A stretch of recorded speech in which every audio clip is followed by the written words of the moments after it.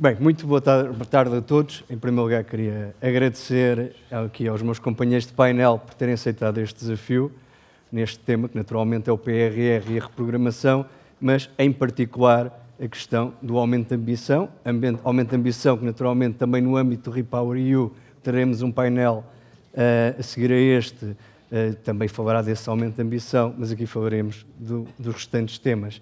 E eu começava desde já tentando ser disciplinado, passando já à Sra. Presidente da Associação Nacional de Municípios Portugueses, Luísa Salgueiro, e aqui falámos da reprogramação. A Associação teve a oportunidade e concretizou participando ativamente, nomeadamente no âmbito da consulta pública, e assistimos, como já foi aqui descrito, tanto na intervenção e apresentada a descrição da Sra. Ministra da Presidência, mas também na apresentação do Tomás Fidelis, a um reforço de um conjunto de áreas em particular, e diria áreas, muitas delas integradas também num processo de descentralização de competências da administração central para os municípios, que é um processo, diria, importante, mas também, diria, no mínimo desafiante.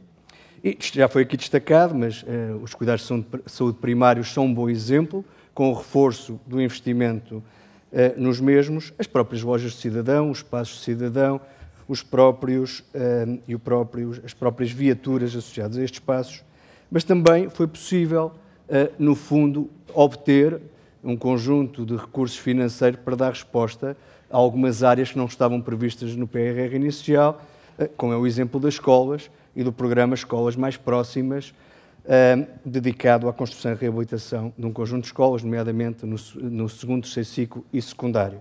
Mas também, e diria, não menos importante, alargar o investimento em algumas áreas que elas mesmas já estavam previstas, mas que estavam circunscritas a algumas áreas, do ponto de vista geográfico, e que agora estão alargadas a todo o país, como é o exemplo dos equipamentos hospitalares, como é o exemplo da mobilidade sustentável, nomeadamente o financiamento para autocarros limpos, e também é o exemplo, diria, bastante importante ao nível do património cultural, que está desta forma distribuído pelo país, de norte a sul do país.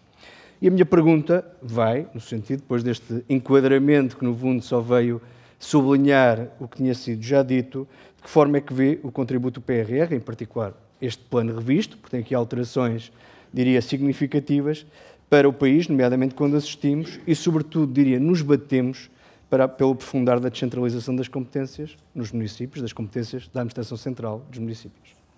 Bom, muito obrigada, muito boa tarde. Antes de mais, quero agradecer o convite que foi feito à Associação Nacional de Municípios para participar neste momento de apresentação deste PRR revisto. Cumprimento todos na pessoa do Sr. Primeiro-Ministro, porque são tantas pessoas aqui que eu gostaria de cumprimentar individualmente, particularmente os meus colegas aqui de painel. E gostaria de, em resposta àquilo que o Sr. Secretário de Estado, quem cumprimento também de uma forma muito especial, me pergunta, de começar por evidenciar a diferença que houve na participação dos municípios e da Associação neste trabalho de revisão do PRR. Tivemos uma ocasião de realizar, entre muitas reuniões que temos feito, um processo negocial muito próximo e intenso. Acho que a reunião que foi feita a este propósito foi uma reunião marcante, em que tivemos a ocasião de ter não só a Sra. Ministra e o Sr. Secretário de Estado do Planeamento, mas todos os presidentes das CCDRs, a estrutura de missão, o acompanhamento do PRR. Foi uma reunião muito participada, em que pudemos trazer para a mesa todas as dificuldades que estavam identificadas à data e de que forma que poderíamos, através desta oportunidade, vencer muitas dessas dificuldades no que diz respeito à obtenção de financiamentos. Temos feito muito este trabalho, muitas vezes ele não se resolve apenas por força de reforço de verbas, mas na ocasião isso foi possível fazer. E estamos num momento, nessa data também, decisivo do aprofundamento do processo de descentralização, que tem avançado a um ritmo muito acelerado e também com uma visão diferente, uma vez que foi finalmente admitido por todos que as verbas que o Estado alocava a estas áreas que agora estão a ser descentralizadas não eram suficientes. Creio que um dos méritos e um dos efeitos do processo de descentralização foi o país ter percebido que os montantes que estavam afetos às várias áreas que estamos a trabalhar, e vou destacar as 3 mais impactantes, a educação, a ação social e a saúde, não iam dar resposta às necessidades que, entretanto, se foram identificando, porque também conseguimos fazer um zoom sobre o trabalho em curso e perceber que a tal neutralidade orçamental não era possível sob pena de deixarmos o país subservido, e não era a nossa intenção. Fizemos-lo nas várias áreas e, no momento, foi possível também verificar que uma das reivindicações mais importantes que estavam em cima da mesa e que teria um impacto mais significativo nos orçamentos dos municípios seria o trabalho de reabilitação do parque escolar, das muitas escolas que ainda não estavam em condições dignas ou mais modernas para servir a nossa população escolar, e por isso o que foi feito foi a negociação com o Governo. Tínhamos em curso a negociação para estabilizar o plano de reabilitação do parque escolar, que entretanto foi assinado no fim de julho e que prevê 1.700 milhões de euros para um conjunto de 451 escolas, com a possibilidade de acrescentar mais uma ou outra, que cumpra as mesmas condições, convém deixar sempre essa nota entre parênteses, mas alocamos já aqui, eu confesso que o meu número não era as 75 escolas, são 450 milhões, sim. Podem ser mais do que 75 escolas, porque nós podemos baixar, nem todas precisarão deste nível de investimento, portanto a nossa bitola são 450 milhões, o que se percebe, nesta sala todos perceberiam, mas para a população em geral e sobretudo para os meus colegas autarcas, percebe-se a total diferença, a revolução que existiu neste processo em que nós temos finalmente instrumentos financeiros que nos garantem que o país vai ter, dentro de poucos anos, no máximo uma década, o parque escolar completamente reabilitado, e eu penso que nos dias que vivemos hoje não faz sentido ainda haver o país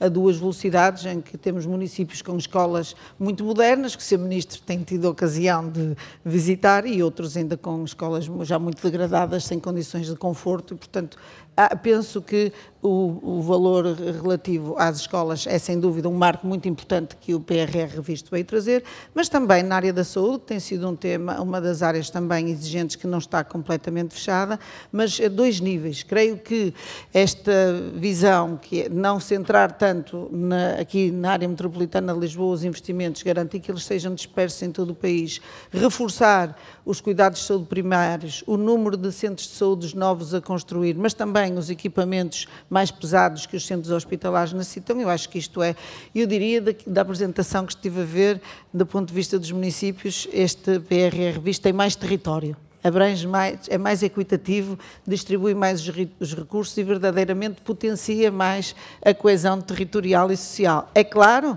que eu devo dizer aqui que, com estes montantes e com estas medidas revistas e com as condições que nos são dadas, a responsabilidade dos municípios aumenta muito também. A ambição aumenta muito e a nossa responsabilização também. Eu partilho aqui a preocupação que tenho, é de que, mais uma vez, possa haver 2 ritmos na execução, porque os recursos técnicos têm sido escassos e, por vezes, não é possível acompanharmos este ritmo e termos até 2000... Mesmo para executar estes 450 milhões ou as 75 escolas, com as novas exigências do ponto de vista climático, das regras que temos de cumprir, os gabinetes, a capacidade de elaboração de projetos é, porventura, desigual nas várias parcelas do território. Portanto, esse é um desígnio que nós, em conjunto com o Ministério, temos de trabalhar, e a própria Associação poder responder para que esta equidade que está a ser gerada nesta nova etapa não seja depois prejudicada pela falta de capacidade por parte dos municípios, da desigualdade de recursos que o país ainda assiste e que vemos a dificuldade que temos de captar recursos humanos e de os fixar os melhores ao nível da administração pública, no caso da administração local. Mas há outras áreas. O Sr. Secretário de Estado, como uma pessoa que bem domina isto, elencou aqui muito bem os principais pontos em que estas alterações se fazem sentir. Eu penso que o facto de, em termos de mobilidade suave, em termos de mobilidade sustentável, também haver medidas não apenas concentradas nas áreas metropolitanas de Lisboa e Porto, mas também possa haver a aquisição dos veículos, autocarros elétricos ou hidrogênio em todo o país, das lojas de cidadão, esta nova geração de lojas de cidadão de e do one-stop shop, das lojas de cidadão para a energia. Nós temos muitos balcões já para a energia a funcionar em vários municípios e é uma resposta que permitirá acelerar.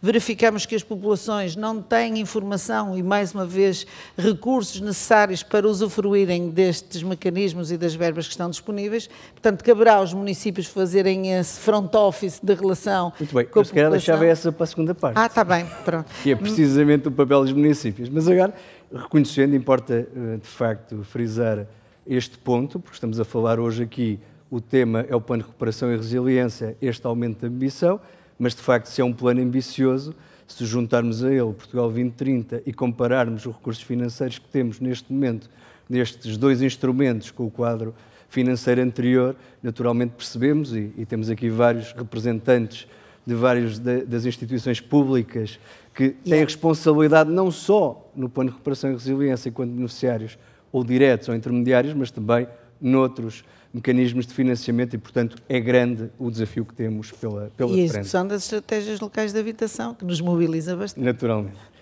E agora, para quebrar um bocadinho a monotonia e não ir na ordem sequencial das cadeiras, passava para o Padre Lino Maia, até porque falámos aqui de um conjunto de áreas, em particular da sua importância ao nível da própria descentralização, e recordar aqui que importa sempre recordar, o Plano de Recuperação e Resiliência surge aqui como uma forma de resposta, eu diria, resposta solidária, até diferente do que aconteceu há um espaço temporal relativamente curto, ao contrário a esse, em que disse, como disse a Sra. Ministra da Presidência há pouco, para o fortalecimento do Estado Social como uma das grandes dimensões deste mesmo plano. E se, já aqui foi dito, em particular no que diz respeito às respostas sociais, há um reforço considerável de 100 milhões de euros para um conjunto de áreas, nomeadamente para as creches, para as respostas inovadoras e para o serviço de apoio domiciliário. Mas eu aqui, e também pela apresentação que foi feita há pouco, há outra componente no âmbito da ambição. Há a ambição daquilo que queremos fazer mais, mas também poderíamos ter tomado a opção, em função do acréscimo dos custos, que era reduzir as nossas metas e adequá-las à disponibilidade financeira que tínhamos, ou então reforçar essas mesmas verbas para poder garantir que os projetos que já estavam aprovados se concretizavam nos termos previstos. Penso que as respostas sociais é precisamente um bom exemplo disto. Por um lado, vamos fazer mais, mas por outro lado, com o reforço da própria verba para concretizar, e em particular neste caso, estamos a falar de um acréscimo de cerca de 20% do financiamento relativamente aos projetos iniciais ao que estava contratado. E, portanto, aquilo que questionava é qual, no fundo, o impacto que considera do presente reforço financeiro aos contratos em curso, vão ter ao nível da própria execução destes projetos, porque, como já aqui foi dito, ponto 1, 2026 é já amanhã e, portanto, trabalhamos com um calendário apertado, ambicioso, se quisermos falar assim, e, por outro lado, é reconhecido e é partilhado esse reconhecimento da importância da concretização de todos estes investimentos e das respostas sociais em particular e de as colocar rapidamente ao serviço das pessoas. Sr. Padre Lino Maia. Muito obrigado. Eu queria saudar todos, desculpem, Sr. Primeiro-Ministro, naturalmente, especialmente. Eu ia dividir, talvez, aqui a minha comunicação, não é comunicação, em duas partes.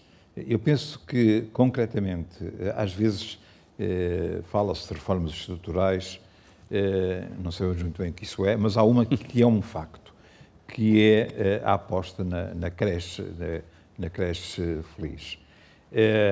Eu penso que é, de facto, uma reforma estrutural com benefícios a curto, médio e longo prazo, na medida em que contribui indiretamente para o orçamento familiar, para a conciliação de vida familiar e profissional, para a inclusão social, penso que é muito importante. Quanto mais depressa, mais cedo, uma criança frequentar uma creche, melhor. Também é uma medida muitíssimo importante no sentido de promover ou contrariar uma certa desertificação do nosso interior, porque apoiando as famílias no interior, talvez comecem a fixar-se mais do que aquilo que vem acontecendo. É importante, e este reforço eu penso que é importante, no sentido da universalização da resposta de creche. Nós, neste momento, já temos em Portugal cerca, eu digo cerca porque não tenho os números exatamente certos, mas nada à volta disso, cerca de 80 mil crianças com creche gratuita. Isto é muito bom. Se por ano nascem cerca de 80 e algumas mil crianças, quer dizer que nós temos já um terço, seguramente, com creche gratuita. E a tendência é para aumentar na medida em que a medida da creche gratuita começou, de facto, em crianças nascidas a partir de 1 de setembro de 2021. A universalização e os cursos e o reforço para esta, nomeadamente para esta resposta social, é importante porque há ali numa década atrás, não interessa aqui estar a especificar qual, apostou-se muito e bem no parque escolar, mas entretanto criaram-se de facto respostas de pré-escolar ao lado de respostas que já existiam. Houve aqui uma certa concorrência entre o público e o social. Agora, e portanto há muitas salas de pré-escolar devolutas. Devo lembrar que só entre agosto e julho e setembro, com esta reconversão de salas de pré-escolar em creche, criamos mais cerca de 9 mil vagas em creche gratuita. Isto é, de facto, muito importante. Mas ainda há muitas mais que devem ser reconvertidas. Isto tem alguns custos e há, talvez, também a necessidade de aposta em mais creches, porque é importante que, repito, se caminhe para a universalização da creche. Não digo para a obrigatoriedade, mas para a possibilidade da frequência da creche. Porque repito, é de facto algo de muito importante, nomeadamente para a inclusão social.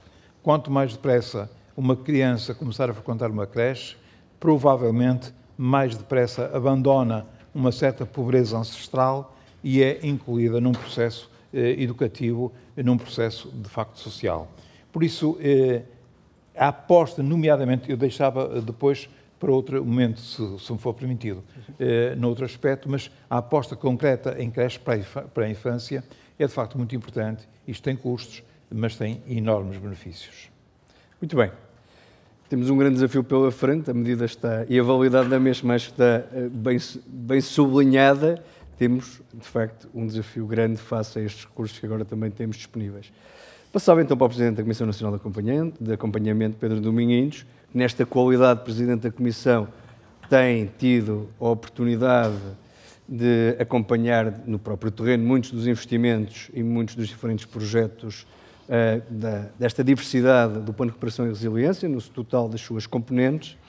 Mas eu queria aqui, no fundo, destacar uma componente que tem essencialmente a ver com o acréscimo que já aqui vimos nos números do apoio, em particular às empresas, e que prefaz, neste caso, um aumento de 2,7 mil milhões de euros, em particular para as empresas, seja ao nível da descarbonização, seja, por exemplo, ao nível das agendas mobilizadoras. E é precisamente no âmbito das agendas mobilizadoras, tivemos a semana passada, em Leiria, um evento importante com a apresentação já da concretização, ou do ponto da concretização destas agendas.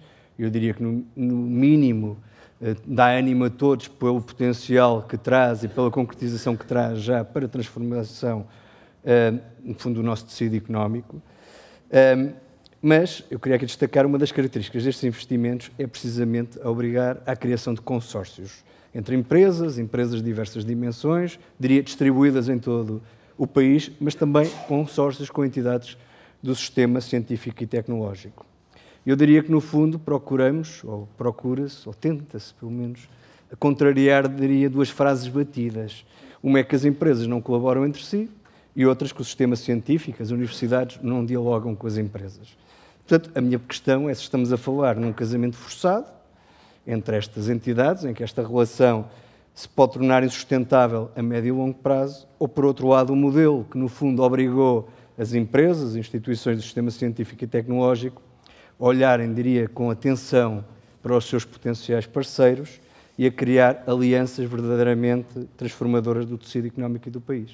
E, portanto, aquilo que peço é, face àquilo que tem acompanhado, que nos diga se estamos no bom caminho. Muito obrigado, Sr. Secretário de Estado. Cumprimento os meus colegas de painel, o Sr. Primeiro-Ministro e todas as pessoas aqui presentes e aqueles também que nos acompanham via streaming, que também está a ser transmitido. Eu diria que há mitos que tantas vezes se repetem que nós passamos a acreditar quando o terreno e a evidência diz exatamente o contrário.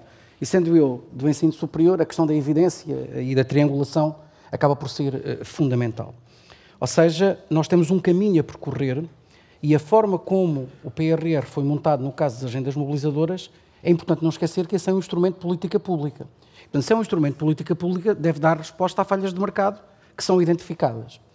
E, na realidade, nós temos uma falha de mercado que ocorre em todos os índices a nível internacional ou em todos os relatórios sobre competitividade, que é a dificuldade que nós temos em transformar muito daquilo que é investigação e desenvolvimento em inovação e em produtos inovadores no mercado. E, portanto, as agendas mobilizadoras acabaram por dar resposta. Agora, como foram feitos, eu destacaria dois aspectos essenciais. É verdade que, numa lógica mais simplista, são casamentos forçados, porque se não tivessem aqueles parceiros não poderiam concorrer, mas se nós olharmos para todas as agendas mobilizadoras, quer as aprovadas, quer muitas daquelas que não viram a sua candidatura aprovada, na maior parte dos casos, há relações entre vários parceiros que já duram há algum tempo. Ou seja, nós temos pares, trios, quartetos, aquilo que entendermos, que resultam de projetos de investigação, de projetos ICT, de projetos de cooperação tecnológica de há vários anos. O que demonstra que a continuidade nas políticas é um aspecto essencial. E se nós repararmos para um dos últimos relatórios do Banco de Portugal, demonstra que a eficiência e a eficácia em determinados indicadores é maior quando as empresas conseguem combinar vários tipos de fundos comunitários. E, portanto, esta forma, como foi desenhada, que é muito bottom-up, ninguém disse que tínhamos que fazer uma agenda mobilizadora, por exemplo, na área dos insetos, para a alimentação humana, para a alimentação animal, para a biorremediação ou para a indústria da cosmética. Foram os parceiros do setor, e já agora só a título de exemplo, nós temos neste momento, nesta área concreta, o maior investimento na Europa, são cerca de 57 milhões de euros, que quando nós falamos com investigadores internacionais, eles batem com as mãos na cabeça como é que foi possível mobilizar vontades públicas e privadas para esta questão. Mas isto traz um desafio adicional, quer às empresas, quer às instituições de ensino superior ou do sistema científico e tecnológico. É que a lógica tradicional de resultados de investigação escalam a uma dimensão superior, porque estamos a falar de TRL, Transfer Readiness Level, de 5 até, em muitos casos, de 9. O que significa que não podemos ficar no paper, não podemos ficar apenas no protótipo. Temos de ter a capacidade para testar no mercado, para comercializar no mercado. Pode não ser a totalidade, mas numa parte muito significativa. E, portanto, há aqui este aspecto vantajoso que obriga a que muitos dos investigadores, e já agora, que muito da gestão de topo das instituições do sistema científico e tecnológico, percebam que estamos numa outra dimensão. Não estamos também apenas na dimensão da produção de papers. Está aqui o Sr. Vice-Presidente da FCT, que tem outra missão, e isto é particularmente relevante. E porquê é que é ainda mais relevante? Nós, quando andamos pelo país, e é frequente, nós temos, eu diria, um desafio da contratação e da qualificação dos recursos humanos. Os impulsos jovem e adulto também pretendem dar resposta a esta situação. O impulso mais digital, que agora vai ser criado, também pretende, ou seja, nós não podemos olhar apenas para um instrumento isoladamente, temos que olhar de uma forma articulada. Nós não podemos estar a investir, e as agendas mobilizadoras estão no país inteiro, e não nos preocuparmos com as creches ou com a habitação, porque se nós não tivermos a habitação construída, dificilmente as empresas conseguem investir e levar pessoas para determinados locais. Portanto, há aqui esta capacidade de mobilizar. E depois, deixa-me enfatizar um aspecto que é neste momento considerado como uma mais-valia e como um case study a nível europeu. Pela primeira vez, nós vamos desde a investigação e desenvolvimento até ao mercado no mesmo investimento, ou na mesma, eu diria, forma de financiar os projetos. Nós temos, tradicionalmente, gavetas para a ID, gavetas para a inovação produtiva, para a internacionalização, para a contratação de recursos humanos. O que nós temos aqui é, pela primeira vez, com a dimensão que estamos a ter, a capacidade de integrar um conjunto de investimento nas mais várias áreas com um objetivo fundamental: levar os produtos, os serviços e os processos para o mercado. E isto exige, quer ao nível dos consórcios, e não vale a pena escamotear, nós temos consórcios com 4 parceiros, mas temos consórcios com 100 e tal parceiros. A capacidade e o modelo de governação interna é particularmente exigente, como o modelo de acompanhamento que o IABMEI está a implementar é também particularmente exigente, porque nós temos que pilotar, antecipar, mitigar um conjunto de riscos que sabemos que vão ocorrer durante este mesmo processo. E isto é particularmente relevante porque estamos a falar em áreas transversais e, em muitos casos, estamos a criar clusters, setores de atividades que estavam emergentes em Portugal e que provavelmente passamos a ter setores económicos com capacidade de internacionalização. Agora, o caminho é muito exigente. Se pensamos que isto é fácil, não é fácil. É muito exigente porque obriga, em muitos casos, a mudanças de mentalidade e mapas mentais entre os diferentes parceiros que têm que ser implementados em piloto e em, eu diria, decurso das diferentes agendas e no teste de mercado. Muito bem, temos todos a acompanhar todo este processo. Não falarei em terapia, mas penso que pelo menos há este esforço. E queria passar desde já para o Francisco Correia dos Santos, Vice-Presidente da FCT, dar-lhe as boas-vindas e, sobretudo, à FCT, porque entra aqui como estreante com esta reprogramação, passa a ser beneficiário intermediário no âmbito do processo do PRR. E se aqui falámos na intervenção anterior, relativamente à importância da ligação entre o sistema científico e tecnológico nacional e o nosso tecido empresarial, gostaria que comentasse, agora sim, nesta área, que é uma das áreas em que o acréscimo do investimento, como já foi visto, é mais significativo, por um lado, no investimento no ensino superior, mas em particular no âmbito da ciência, comentasse o potencial transformador destes investimentos na ciência e, em particular, e aqui queria frisar, a importância de incluir a ciência fundamental nesta reprogramação e quais os principais objetivos, ou seja, o outro lado relativamente àquilo que foi aqui falado. Sim, então muito boa tarde a todas e a todos. Eu gostaria de reforçar esse aspecto. Primeiro, o entusiasmo que a FCT tem em entrar neste clube dos 70 e tentaremos ir ao encontro. O segundo é sublinhar a ambição de incluir também a investigação mais fundamental. A definição de investigação fundamental e aplicada tem alguns problemas, tem uma porosidade entre os dois conceitos e que na realidade representa essa ambição, mas também referir que a investigação fundamental de hoje, se a considerarmos, será a base da inovação do futuro. Portanto, é importante termos em conta que não podemos olhar para este ecossistema da ciência sem considerar estes dois lados, porque estaríamos a hipotecar a ciência que viria a seguir.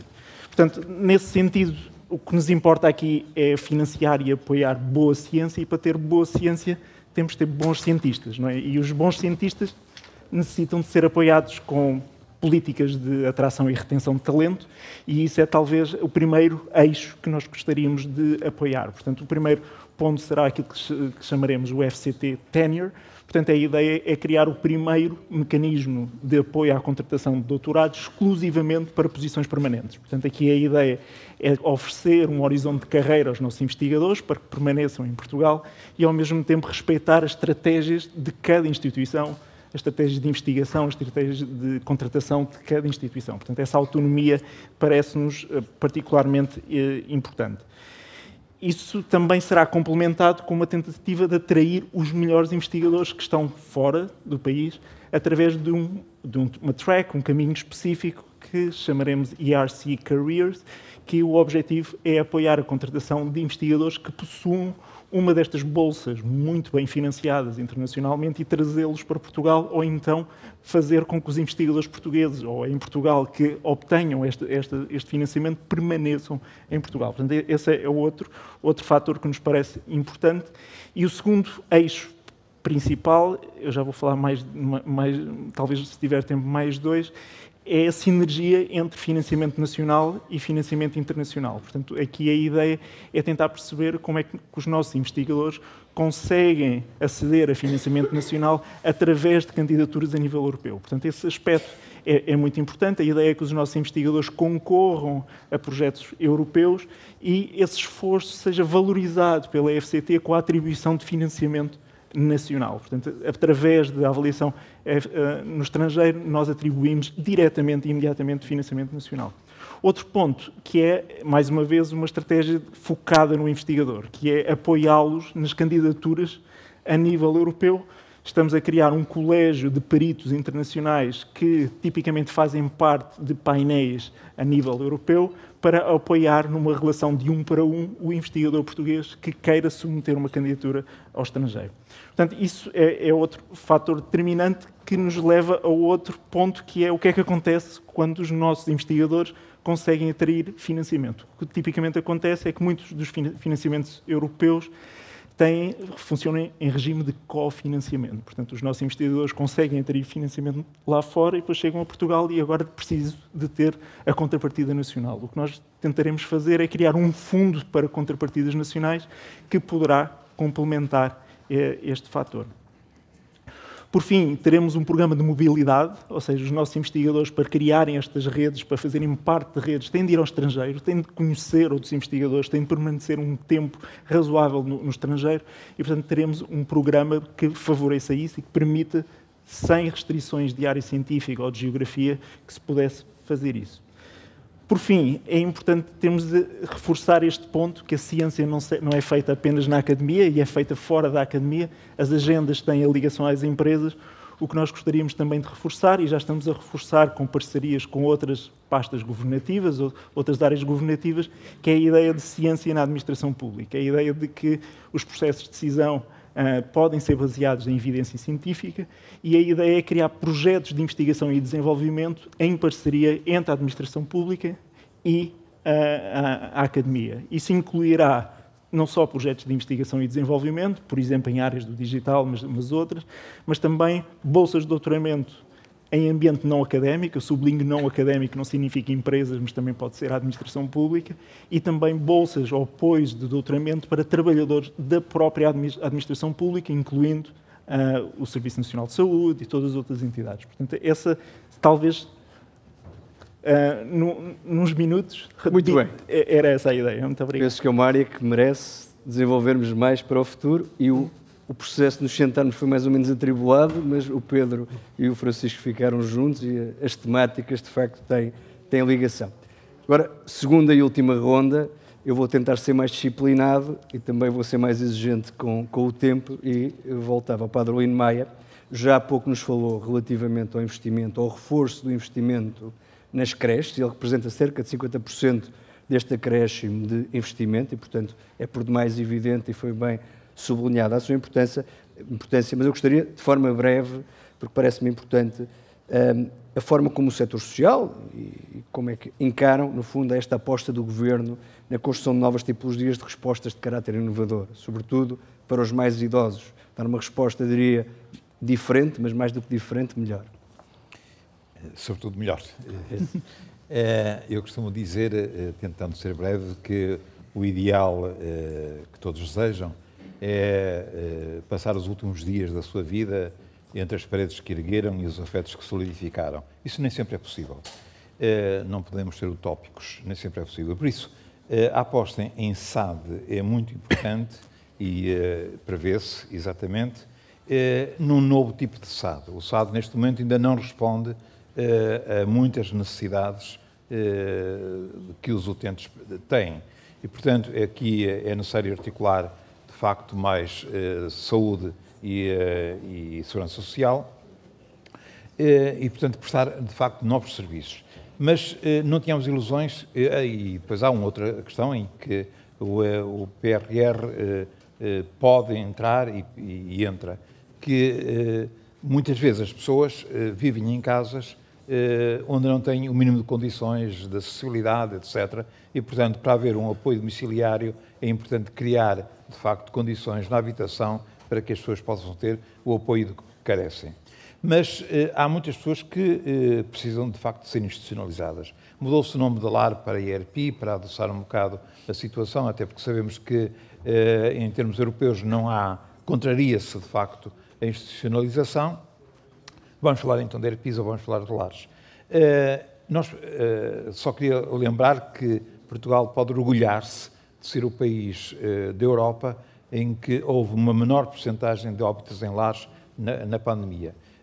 O país 26,7% ou 27,6% de óbitos em lares, enquanto o segundo país com menor percentagem de óbitos foi o Reino Unido, mas ficou 4 pontos acima de Portugal.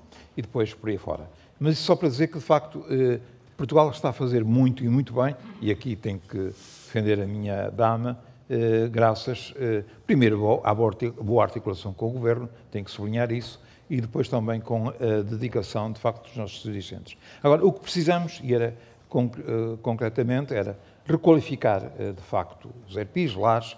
Há muitos que não têm condições suficientes, apesar de todos os esforços dos dirigentes, e aqui tem de haver, de facto, uma grande aposta na requalificação. Muitos foram feitos em tempos diferentes, com exigências diferentes, e na altura não era tanto a qualidade que presidia à sua construção, eram mais outros objetivos, não de lucro, evidentemente, é evidente que este setor não é de lucro. E agora nós temos de apostar muito, e o PRR permite isso, temos de apostar muito em novos tipos de lares, ou diferenciar as ERPIs conforme as situações das pessoas. Nós temos as ERPIs, neste momento, os lares, desculpem a expressão, um bocado armazéns, né? Pessoas com deficiências diferentes. O normal dos utentes da lar da ERPI são pessoas já com bastante deficiência, com demências, etc. E no mesmo lar encontramos todo o tipo de pessoas. Precisamos de especializar os ERPIs, os lares, conforme as situações de saúde das pessoas, para se prestar o melhor serviço, e por isso gostei do termo melhor, para se prestar o melhor serviço e para que, de facto, as pessoas tenham dias mais agradáveis, que serão certamente os seus últimos dias. Portanto, requalificação, novos ERPIs, precisamos, há muita dificuldade em ter acesso a um ERPI, a um lar, há muitas listas de espera e, sobretudo, então, especialização de lares conforme as situações das pessoas. Muito obrigado. Luísa Salgueiro, há pouco cortei, mas na verdade os municípios sendo beneficiários, também diretos do próprio Plano de Recuperação e Resiliência, eu diria mais do que isso, têm um papel importante, por um lado, dinamizadores do território, para criar redes e para criar condições, até como gestores do próprio território, para a boa execução do plano. Não pela boa execução em si, mas por aquilo que o plano traz. E, portanto, a pergunta, e como a resposta tem que ser necessariamente breve, é, numa altura em que temos de estar todos de mangas arregaçadas, qual é a posição dos municípios neste trabalho? Bem, a posição dos municípios é, obviamente, facilitadores, estimuladores de tudo o resto. Nós, não é só enquanto beneficiários diretos, obviamente estamos a qualificar os territórios. Muitos dos investimentos que irão ocorrer nas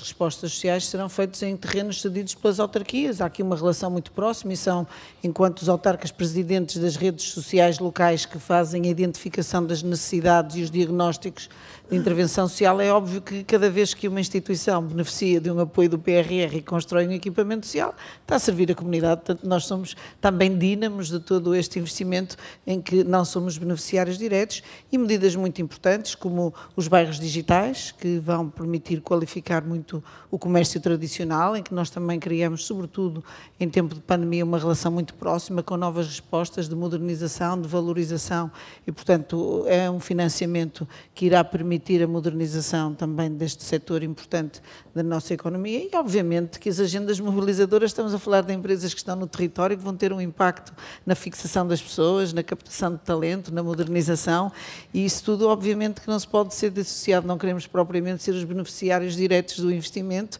algum será da nossa responsabilidade até por força das competências que entretanto assumimos, mas tudo aquilo, enquanto autarca, todas as medidas que vejo ali no PRR revisto como no inicial, seguramente que vão transformar, revolucionar os nossos territórios, modernizar o país, servir melhor as nossas pessoas, e portanto não fazemos nenhuma questão de pôr lá a bandeirinha do município, queremos é que os investimentos se realizem e que, sobretudo com uma grande preocupação para além do montante global que nos referimos, ver esta distribuição mais equitativa, que a partir de agora vai ser possível, há uma melhor distribuição territorial dos recursos. Isso, do ponto de vista da Associação Nacional de Municípios, é vantajoso. E só para terminar, porque sei que o meu tempo é muito pouco e está a terminar, também quero dizer que está finalmente prevista, em termos de modernização, uma verba para a própria Associação Nacional de Municípios, ser beneficiária direta e aproveitar para se modernizar e servir os municípios de uma forma mais competente, mais moderna, tecnologicamente mais avançada, aplicando a transição digital à ANMP, que também precisa. Para estarmos todos melhor preparados. E falando em transição digital, no próximo painel vai-se falar de transição climática, que é uma das principais dimensões, mas a outra, não menos importante, é a transição digital. E eu queria, obviamente ela é transversal, podemos falar nas várias áreas, desde a saúde, as próprias respostas sociais, como o Padre Lino já aqui apresentou, mas eu gostaria, no fundo, que se pronunciasse sobre esta dimensão, em particular sobre os investimentos que estão previstos no âmbito da ciência. Sim, muito obrigado. Isto dá para uma dissertação, portanto podia que fosse breve. Eu vou ser muito breve. Pois uma das vantagens do digital é que é transversal a todas as áreas da ciência e isso é um fator importante e que permite-nos criar infraestruturas que consigam chegar a todas as áreas do saber. E isso é o que nós procuraremos fazer, criando e apoiando a criação do já referido Centro Nacional de Computação Avançada, que procurará não só gerir um novo supercomputador de Portugal, mas também apoiar toda a comunidade científica a usar esta plataforma. Da mesma forma, teremos outras infraestruturas que serão reforçadas, nomeadamente a Plataforma Nacional de Ensino à Distância, mas também o chamado Balcão da Ciência. Aqui a ideia é seguir, do ponto de vista da digitalização, a transformação que estamos a implementar ao nível da FCT, com um foco, acima de tudo, na ciência e não tanto no controle de despesas de todos os investigadores. Isso envolve uma mudança da plataforma que será apoiada também por este reforço. Por fim, referi há pouco a ligação à administração pública e aqui o digital é um aspecto determinante. Todas as pastas governativas têm a sua própria estratégia e essa estratégia pode, e diria eu, deve também ser ou beneficiar do conhecimento que existe na academia. Portanto, o que nós também colocaremos à disposição são instrumentos específicos, por exemplo, na área de cibersegurança, inteligência artificial, ciência de dados, para projetos comuns em parceria entre a academia e entidades da administração pública, com ou não estudantes de doutoramento ou outros investigadores. Portanto, esse elemento enquadra-se nesta visão mais geral de ter a FCT também a responder às necessidades e às estratégias de ciência que também existem em todas as áreas governativas. Portanto, esse é um ponto que gostaríamos de sublinhar. Muito bem, muito obrigado. E agora, para terminar, pedi ao Pedro Dominguinhos, na sua qualidade de Presidente da Comissão Nacional de Acompanhamento, e diria como por ter o privilégio também de acompanhar muito de perto não só os investimentos, mas todos os beneficiários, que com o reforço de investimento que aqui falámos em algumas áreas, com o aumento da ambição, diria que é aqui apresentado que, no fundo, transmitisse a mensagem que gostaria de transmitir aos beneficiários do PRR, em particular aqueles que estão aqui presentes. Isso é um desafio relevante. Bem, a reprogramação e a Comissão Europeia reconhecem um facto importante. O reforço da Comissão de Auditoria e Controlo e da Comissão Nacional de Acompanhamento existe neste processo entre o PRR 1.0 e o PRR 2.0. E, portanto, o Estado português entendeu que esses mecanismos são importantes. E, como eu costumo dizer, nós somos os olhos, os ouvidos e a boca da sociedade, o que significa que temos uma responsabilidade adicional neste sentido. A primeira mensagem é de uma profunda exigência que o PRR nos traz a todos nós. E já agora não são apenas os beneficiários diretos e intermediários, para além da estrutura de missão, o governo, etc. São os beneficiários finais. E são milhares espalhados pelo país inteiro. Neste momento está a ocorrer PRR, desde as famílias às empresas, passando das regiões autónomas, o interior ao litoral, está a ser executado PRR. E esta é uma exigência particularmente grande que nós temos que ter a perfeita noção. A segunda é um foco muito grande nos resultados, nos impactos. O objetivo não é gastar o dinheiro. Claro que se nós não investirmos, dificilmente conseguiremos alcançar. Mas a métrica não pode ser, até porque, eu acabei de dizer há pouco, a execução material no terreno é neste momento muito superior à execução financeira que está ali reportada e que o Tomás todas as semanas nos envia, eu diria religiosamente, nas quartas-feiras às 20 horas ou antes, aquela informação. E, portanto, isto é particularmente exigente para o terreno. Daí nós temos a preocupação nos resultados e nos impactos, quer seja ao nível da coesão territorial, ou da inclusão, ou da competitividade das empresas. Este é verdadeiramente o legado que nós teremos que medir daqui a 4 ou 5 anos. É que se ficarmos melhor, mais resilientes, mais digitais e mais verdes, após a implementação do PRR. E isto é uma preocupação que nós temos que ter também. Uma outra preocupação é a questão do rigor e da transparência. Eu acho que nós aprendemos, e eu acho que temos o portal de transparência, que é um exemplo muito claro de uma boa prática, que recebeu há muito pouco tempo um prémio a nível europeu, de como nós conseguimos conciliar o rigor com a informação que é prestada aos cidadãos. E hoje em dia é possível, eu sei que está em processo de melhoria e de, naturalmente, conseguirmos ter mais informação de uma forma mais rápida, mas esse é um aspecto fundamental. Quem for beneficiar, por exemplo, na eficiência energética, por exemplo, tem o seu nome lá no portal de transparência, porque naturalmente foi beneficiário e está reportado esta mesma questão.